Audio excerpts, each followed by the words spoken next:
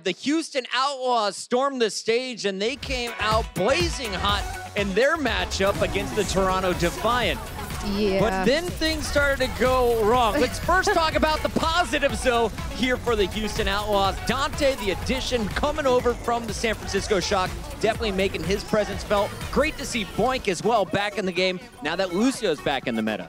Yeah, Dante was just such a monster day overall. I mean, I know they lost the match, and they kind of fell apart a little bit, I think, on Volskaya. We'll talk about that a little bit later, but the first two maps were really all Outlaws, and a lot of that on the back of Dante, man. I mean, Boink had some good boofs on Nepal, but Dante really kind of showed up. He was that DPS they need, and more importantly, I think he was that versatile Zarya too, and that's kind of what we talked about Outlaws lacking, is someone who's a little bit versatile, right? Yeah, there's all the Tracer jokes and everything like that, but they needed somebody that can play Tracer and I think they got that in Dante. I hated this game.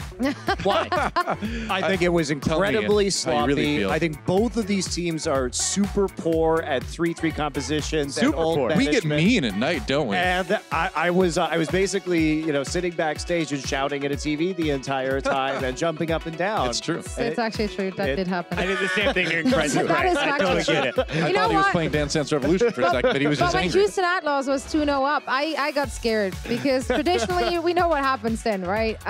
If it goes to map number 5, statistically, that's not really their strong suit. And map number 4 was Route 66. Also statistically, not their strong suit. I believe That they is a won very 2 good point. Route 66 last year. Can we talk That's about not this many. game Not a lot. 5, though? Because somehow the Toronto Defiant force Busan. We go to a second control map in this series. How did they finish the fight against guys like Lynxer who are hitting crazy shots on Widow?